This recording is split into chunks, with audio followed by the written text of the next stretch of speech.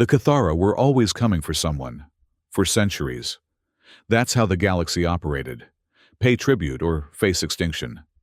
Even the most advanced civilizations across 17 star systems knew better than to challenge the apex predators. Why fight what you couldn't defeat? 3-meter tall with 4 muscular arms, impenetrable scaled hides, and linked by subsonic pack intelligence. A single Cathara hunting party could devastate an entire planetary defense system. So when the massive Cathara dreadnought appeared suddenly above Horizon Outpost, the station administrators did what everyone did.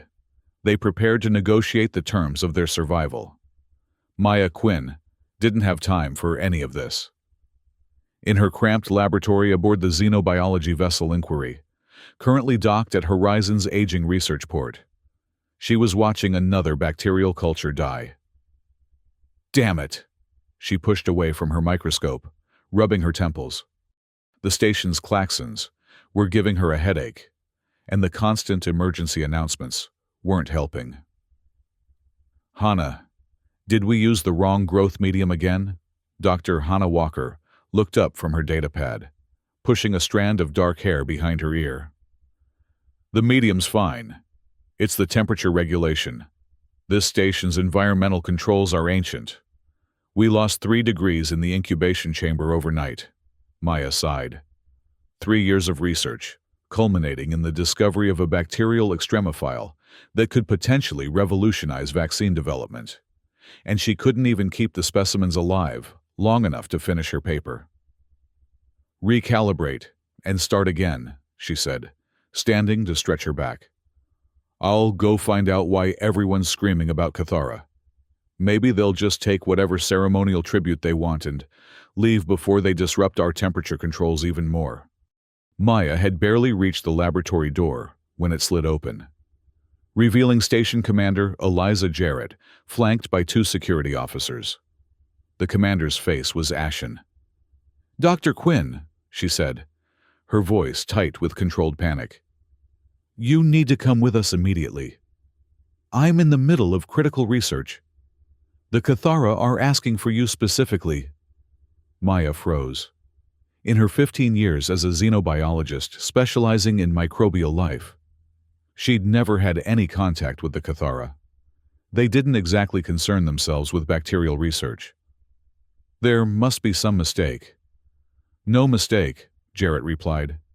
"Their pack leader, Zakar of the 4th Hunting Collective, is critically ill. They've demanded you treat him."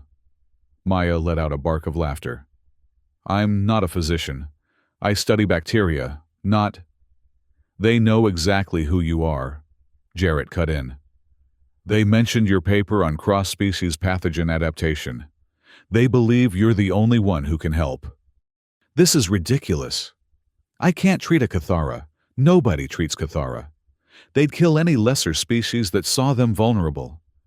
Commander Jarrett stepped closer, lowering her voice. "Dr. Quinn, there are 1,600 civilians on this station.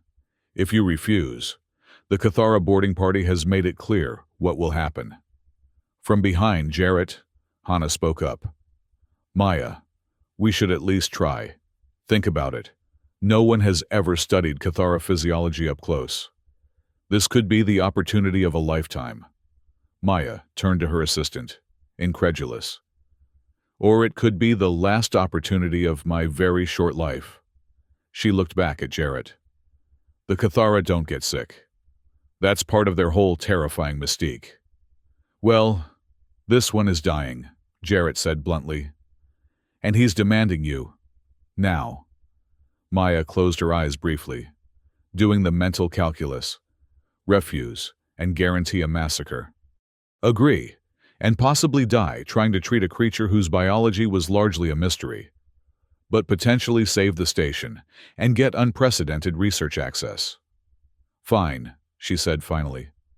"But I'm bringing Hannah and whatever equipment we can carry. And Commander, if I don't come back, make sure the Xenobiology Guild gets my research notes. Someone should benefit from this suicide mission." 30 minutes later, Maya and Hannah stood in the station's main docking bay, surrounded by portable diagnostic equipment, sample kits, and basic medical supplies. Before them loomed the sleek black shuttle of the Cathara boarding party, a vessel that resembled a predatory insect more than a spacecraft. With a hydraulic hiss, the shuttle's door slid open. 4 massive Cathara warriors emerged, their scaled bodies gleaming under the bay lights. They moved with unnerving grace despite their size, and Maya could feel the subsonic vibrations of their pack communication rumbling through the deck plates. The lead warrior stepped forward. Unlike the others, whose scales were predominantly black with blue undertones, this one bore elaborate scarification marks across its chest and arms, rank insignia, Maya guessed.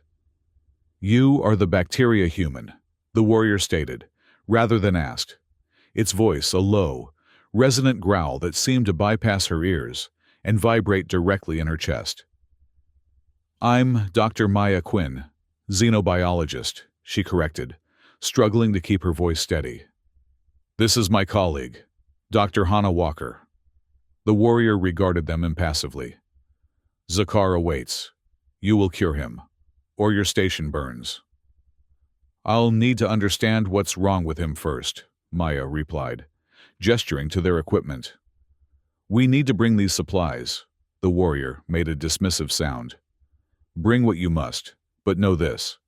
If you attempt deception or fail to heal our pack leader, every human in this sector will answer for it."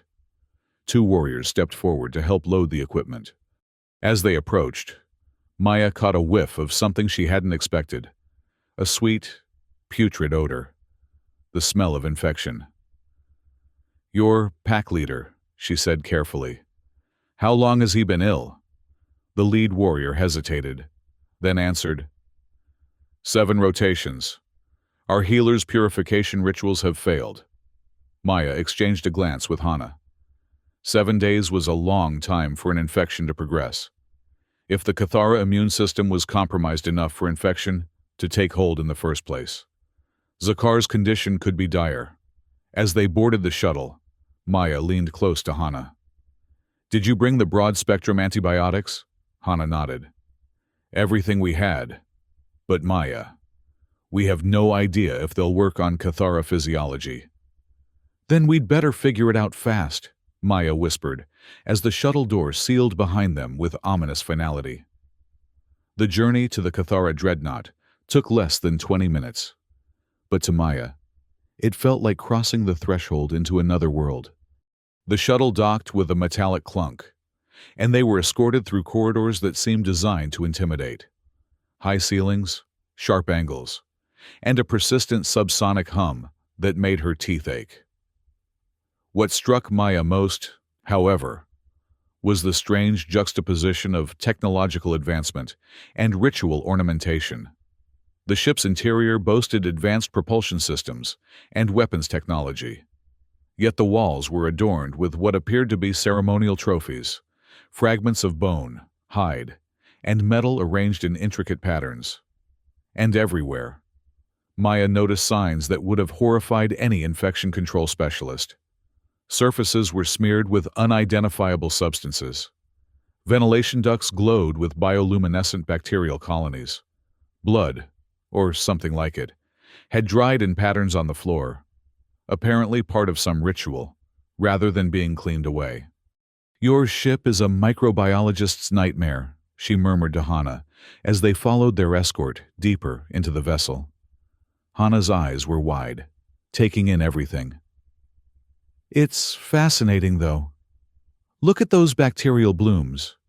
I've never seen luminescence patterns like that before." "Focus," Maya reminded her. "We're here to treat their leader, not collect samples."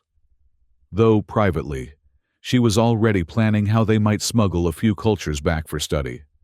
They were led to what appeared to be the heart of the ship, a large chamber filled with incense smoke and lit by flickering blue flames.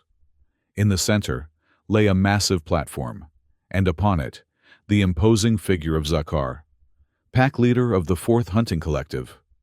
Even in his weakened state, Zakar was terrifying to behold. Nearly 3.5 meters long. His body was covered in midnight blue scales that should have gleamed but were now dull and flaking in patches. All 4 of his muscular arms were adorned with ceremonial bands and scarification, marking his status and battle victories. His breathing was labored, and black fluid oozed from several wounds that pulsed with an unhealthy glow.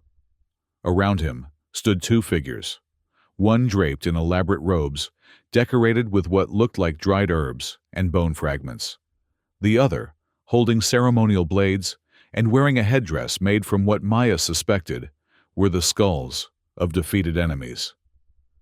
"The healers," their escort explained. "Mekut," he indicated the robed figure, High Priest Healer of the 4th Collective, and Vora, Ritual Surgeon. Mekut stepped forward, towering over Maya. "The human must understand. Zakar suffers from a wasting curse placed upon him by our enemies.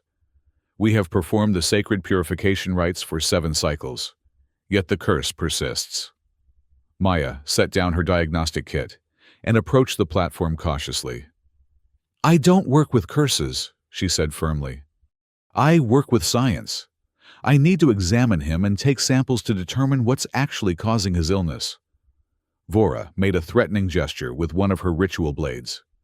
"You will not defile the pack leader with your primitive methods. The purification must continue." Maya stood her ground. "Listen carefully. I was brought here because your purification isn't working. If you want me to help, I need to do this my way. Otherwise, you might as well kill me now and continue with your ineffective rituals." A tense silence fell over the chamber, broken only by Zakar's labored breathing. Then, unexpectedly, a weak subsonic rumble emanated from the pack leader himself. The other Cathara straightened immediately, and Mekut stepped back. "Zakar commands that you proceed," the High Priest Healer said reluctantly. "But we will observe your every action." Maya nodded curtly and turned to Hana. "Set up the portable analyzer. I need baseline readings on whatever passes for his vital signs. And then, we're taking samples of that black discharge." For the next hour, Maya and Hana worked methodically, collecting data that no human had ever obtained on Cathara physiology. Despite the healer's obvious discomfort, they were permitted to draw blood samples, swab the infected wounds, and perform basic scans of Zakar's internal systems. What they discovered confirmed Maya's initial suspicion. Zakar was suffering from a massive bacterial infection. The pathogen appeared to be a previously undocumented strain of what she tentatively classified as Xenostreptococcus, adapted specifically to Cathara biology. It had invaded his bloodstream and was producing a toxic black byproduct that was slowly destroying his tissues. "It's not a curse," Maya explained to Mekut and Vora, showing them the microscope images of the swarming bacteria. "It's a microbial infection. These tiny organisms have invaded his body and are multiplying, producing toxins that are poisoning him." Mekut looked skeptical. "Invisible enemies? This is shamanic deception. The curse manifests as darkness in the blood." "The darkness is a symptom, not the cause," Maya insisted. "Look, I can prove it to you. We'll culture these bacteria, show you how they grow, and then demonstrate how antibiotics can kill them." Vora hissed. "You waste time while our leader suffers." "I need to determine which antibiotics will work," Maya countered. "If I give him the wrong treatment, it could make things worse. I need at least 6 hours to run these tests." "You have 3, came a weak but commanding voice. All eyes turned to Zakar, who had pushed himself up slightly on the platform. 3 hours, human. Then you cure me, or you die." Maya locked eyes with the pack leader. "Fair enough. But I need a sterile workspace. And your healers need to stop burning that incense. It's contaminating my samples." Zakar made a gesture, and Mekut reluctantly extinguished the ceremonial burners. "Show me these. Invisible enemies," Zakar commanded. Maya worked frantically over the next 3 hours, setting up a makeshift laboratory in a corner of the healing chamber. She cultured the bacteria, testing their sensitivity to the limited range of antibiotics she had brought along. Meanwhile, Hana documented Cathara physiological parameters as best she could, creating a baseline for treatment. What fascinated Maya most was how the Cathara, a species advanced enough for interstellar travel and sophisticated weapons, could be so blind to microbial threats.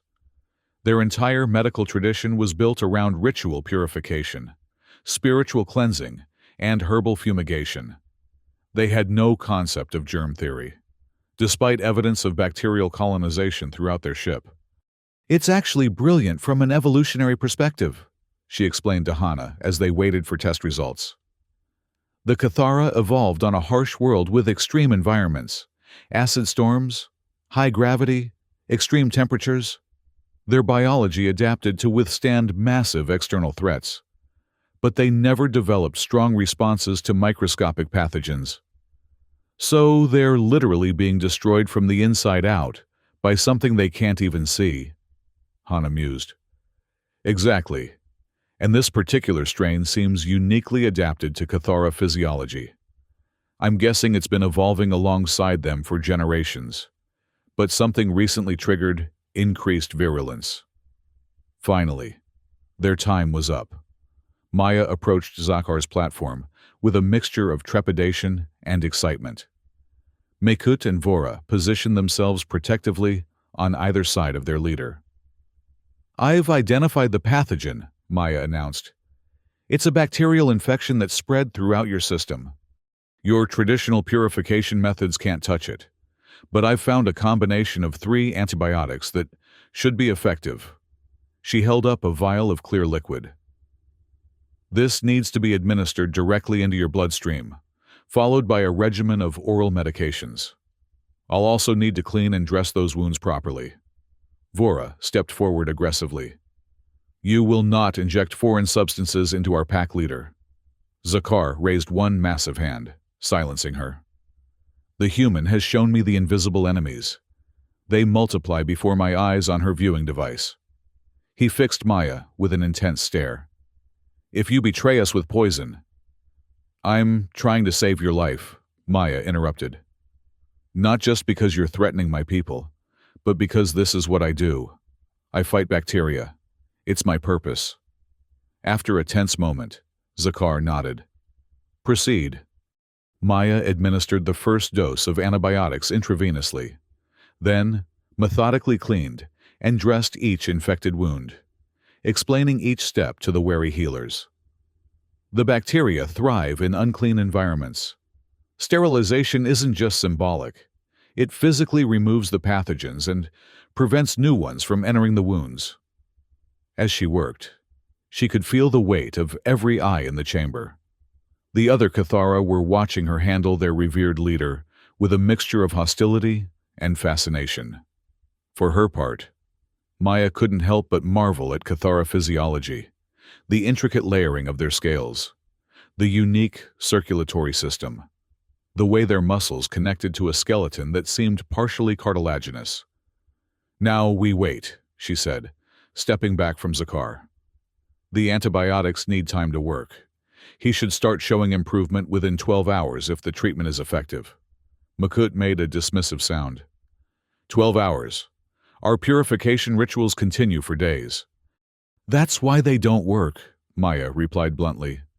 "The infection progresses faster than your rituals can address it. Science doesn't require ceremony, just results." They were escorted to austere quarters to rest while waiting for the treatment to take effect. Maya collapsed onto a hard surface that presumably served as a Cathara bed, exhaustion finally catching up with her. "Do you think it will work?" Hana asked quietly. Maya stared at the ceiling.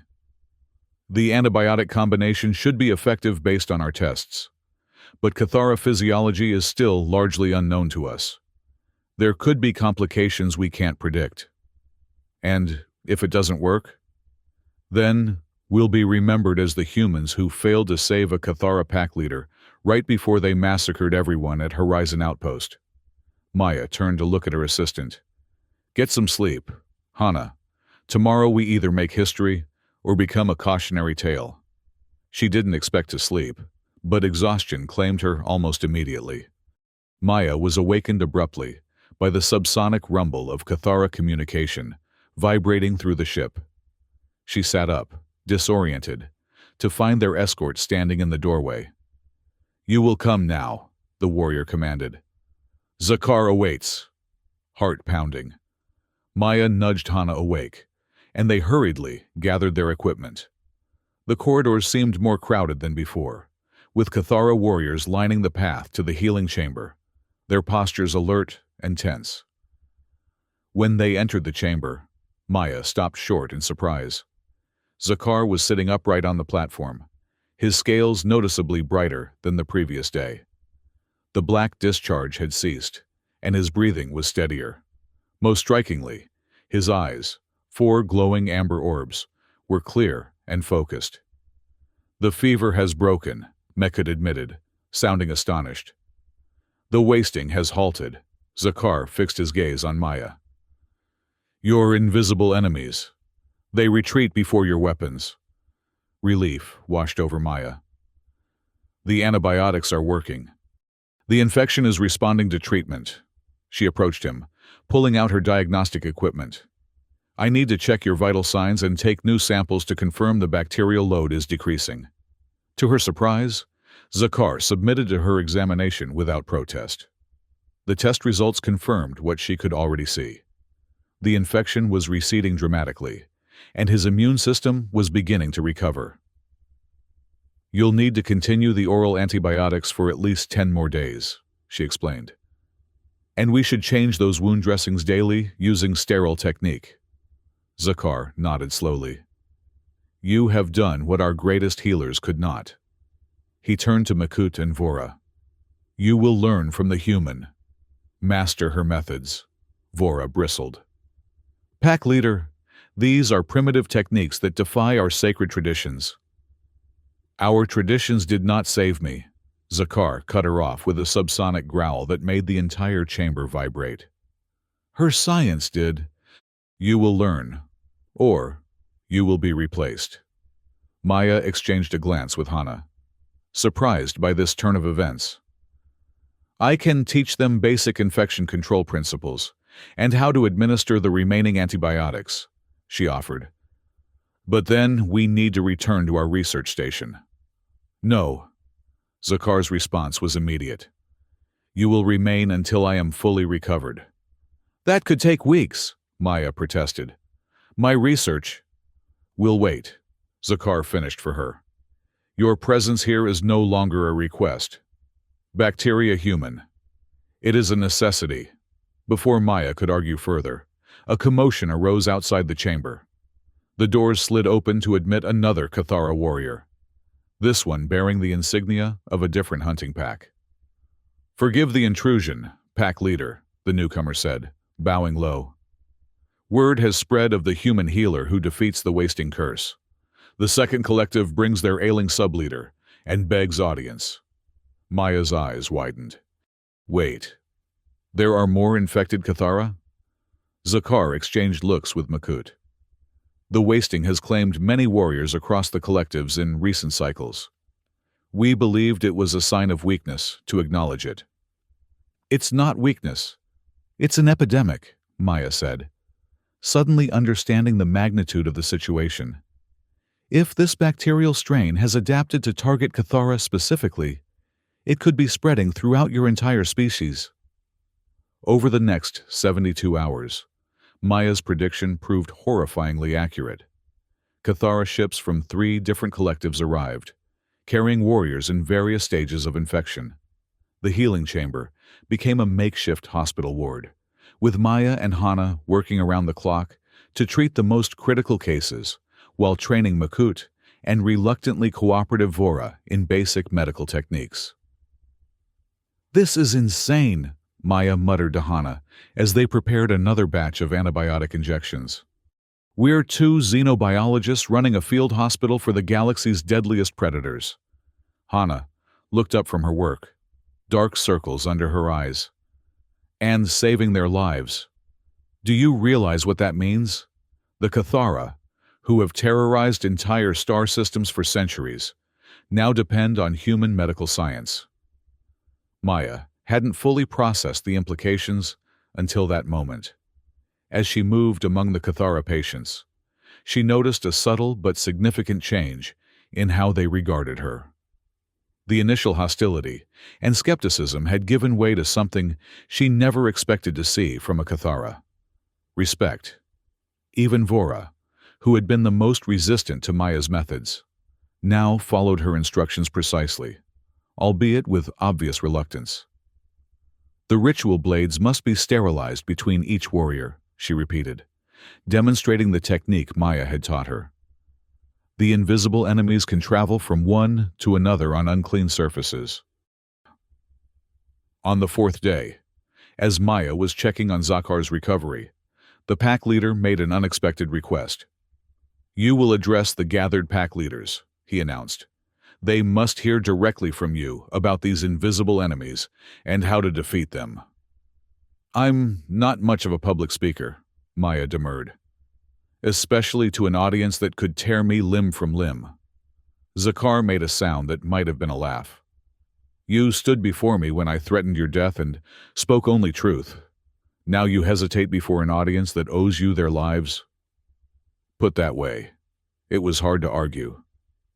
That evening, Maya found herself in the Dreadnought's main assembly chamber, facing 24 Cathara pack leaders and their senior warriors. Easily the most dangerous gathering of predators in the galaxy. Drawing on years of presenting research at academic conferences, suddenly a far less intimidating prospect by comparison. Maya explained the basics of germ theory, bacterial infection, and preventive hygiene. She used visual aids from her diagnostic equipment to show the microscopic pathogens and demonstrated how simple sterilization techniques could prevent their spread. "Your greatest enemy isn't another species or rival collective," she concluded. "It's your ignorance of the microscopic world. Your ships are perfect breeding grounds for bacteria, warm, humid, with organic material everywhere and no sterilization protocols. Your ritual scarification introduces pathogens directly into your bloodstream. Your healing chambers are contaminated with the very organisms you're trying to fight." A murmur of subsonic communication rippled through the assembly. One of the pack leaders, bearing the insignia of the second collective, rose to his full height. "You claim our sacred traditions endanger us?" Maya met his gaze steadily. "I'm saying they need to evolve. Your ancestors didn't have starships or energy weapons either. But you adapted. Medicine is just another form of adaptation." Another leader spoke up. "Why should we trust a human with such matters? Your species is physically weak, technologically primitive." "Yet, here I stand," Maya countered. "While your warriors lie recovering from an enemy you couldn't even see.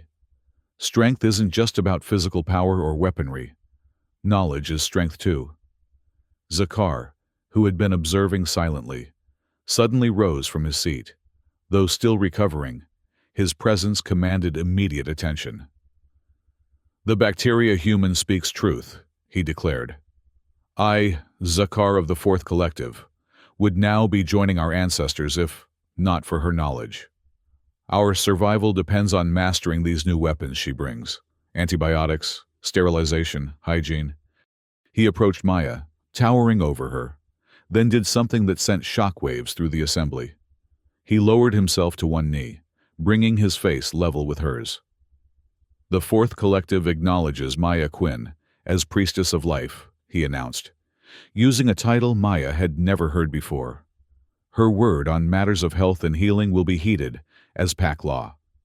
One by one, the other pack leaders rose and knelt similarly, a gesture that Maya later learned was traditionally reserved only for acknowledging the supremacy of another Cathara. Never in their history had they knelt before another species. As the assembly dispersed, Maya pulled Zakar aside. "What exactly does Priestess of Life mean?" she demanded. Zakar's amber eyes studied her. It means you now stand above all healers in Cathara hierarchy. Your medical directives cannot be questioned, even by pack leaders. I didn't ask for that position, Maya protested.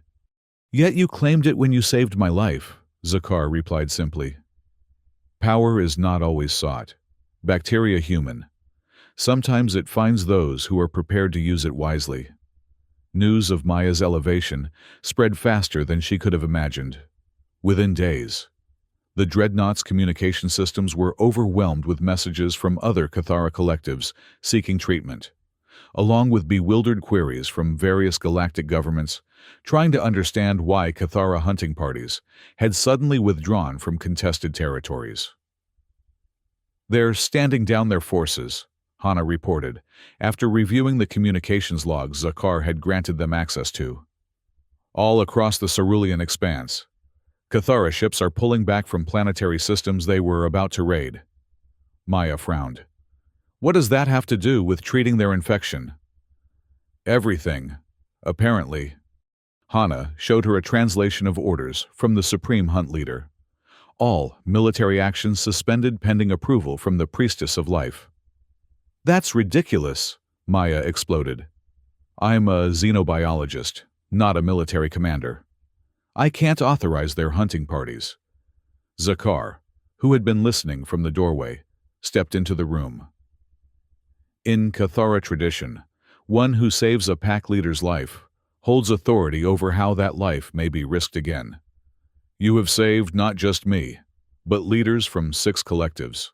By our most sacred laws, no Cathara under their command may enter battle without your sanction. Maya stared at him, dumbfounded. So you're saying that I'm effectively controlling the entire Cathara military presence in this sector? In all sectors, Zakar corrected. The Supreme Hunt Leader himself arrives tomorrow to seek your treatment, and your blessing for continued operations. The implications were staggering. For centuries, the galaxy had operated under the shadow of Cathara dominance. Entire planetary governments paid ruinous tribute rather than face extinction.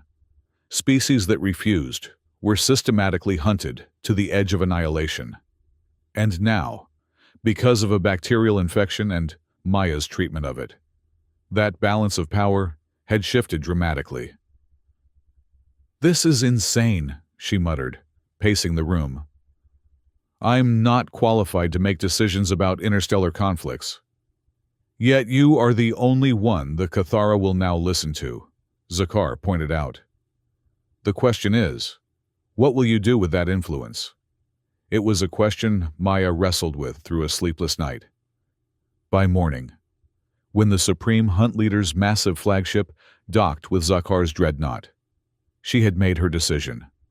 The Supreme Hunt Leader was even more imposing than Zakar, ancient by Cathara standards, his scales bearing hundreds of ritual scars and trophies from countless victories. He, too, suffered from the bacterial infection, though in an earlier stage than Zakar had been. After examining him and beginning treatment, Maya addressed the assembled Cathara leadership directly. I understand that by your traditions, I now hold authority over your military operations, she began. I didn't seek this position, but I accept the responsibility it entails. So here is my directive. All Cathara military actions must cease immediately. No more tribute collection. No more territorial expansion. No more hunting of sentient species. A ripple of subsonic communication, angry, confused, resistant, swept through the chamber. The Supreme Hunt Leader himself rumbled a protest. You would disarm us completely? Leave us vulnerable to our enemies? No, Maya clarified. I'm redirecting your purpose. The Cathara will transition from predators to protectors. Your fleets will guard the frontier worlds against external threats, pirates, rogue warlords, natural disasters. You'll maintain your strength and your honor, but channel it toward defense rather than conquest. She paused, letting her words sink in. In exchange, I'll establish a permanent medical exchange program. Human physicians will train your healers in modern medicine, while we learn from your knowledge of ritual herbs that may have undiscovered pharmaceutical properties. Together, we'll ensure the bacterial epidemic that nearly destroyed you never returns. And if we refuse? The Supreme Hunt Leader challenged. Maya met his gaze steadily. Then I withhold treatment. Not just for you, but for all Cathara. The bacteria evolves quickly. I've already detected signs of resistance to our current antibiotics. Without ongoing research and new treatments, the infection will return, stronger than before. The silence that followed was profound. Finally, Zakar stepped forward. The bacteria humans' terms are fair, he declared. We have dominated through fear for generations. Perhaps it is time to discover what we might achieve through respect instead. One by one, the other pack leaders signaled their agreement, culminating with the Supreme Hunt Leader's reluctant assent. So be it, the ancient Cathara rumbled. The hunting packs will become guardian packs. But know this, Priestess of Life, our nature does not change so easily. We are predators. We always will be. I'm not asking you to change your nature, Maya replied. Just how you direct it. The galaxy has plenty of threats that deserve hunting. Disease, oppression, exploitation. Turn your predatory instincts against those, and you'll find no shortage of worthy prey. In the days that followed, Maya worked with Zakar to establish the framework for the new Cathara role in galactic society. Messages flooded in from governments across 17 star systems, alternately expressing disbelief, gratitude, and cautious optimism about the sudden change in Cathara behavior. The Velta Confederacy, long a primary target of Cathara hunting packs, requested Maya's presence at an emergency diplomatic summit.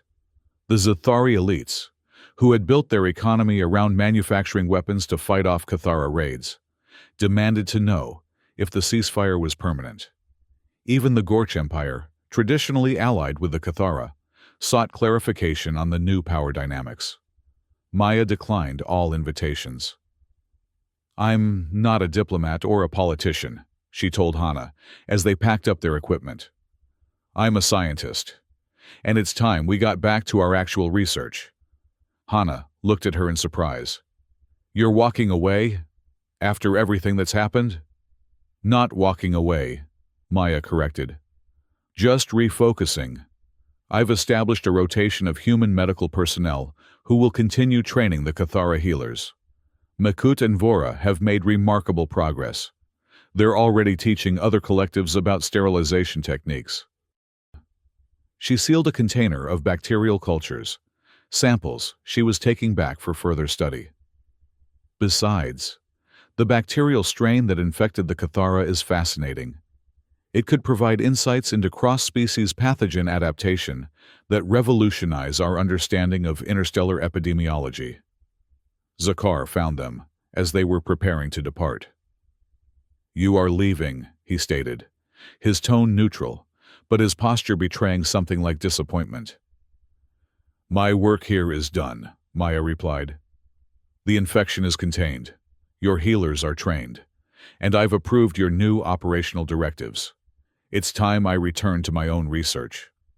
The massive Cathara studied her for a long moment. The Priestess of Life withdraws from her followers? Maya sighed.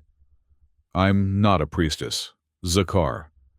I'm a scientist who happened to be in the right place with the right knowledge when you needed it. The Cathara don't need me anymore. They need to find their own path forward. Perhaps, Zakar conceded. But know this. The Fourth Collective will always answer your call, should you require our aid. He extended one massive hand, palm up, a gesture Maya had learned was a sign of respect among equals. The bacteria human who saved us will not be forgotten. Maya placed her much smaller hand briefly on his. Keep your ships clean, she said with a smile. And don't forget to complete the full course of antibiotics, even when you start feeling better. 3 weeks later, Maya stood in her laboratory aboard the Inquiry, which had returned to human space. The bacterial cultures from the Cathara ships were proving even more interesting than she had anticipated. With potential applications in developing new broad-spectrum antibiotics, Hana entered, carrying a datapad. "Message from Horizon Outpost," she announced. The Cathara Guardian fleet successfully repelled a pirate attack on the Velta colony in the Cerulean Expanse. No casualties, minimal damage. Maya nodded, pleased, but not surprised. They're adapting well to their new role.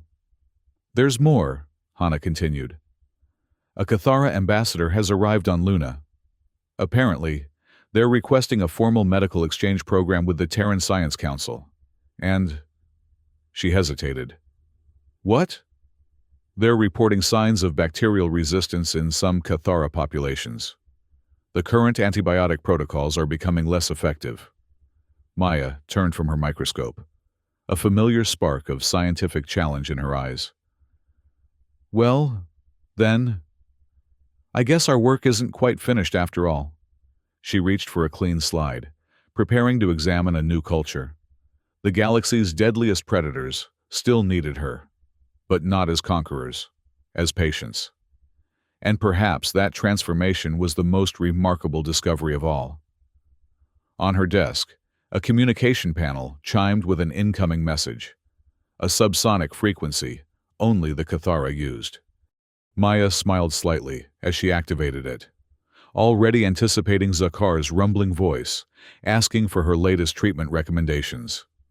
The hunt for invisible enemies continued, but this time, predator and prey were fighting on the same side.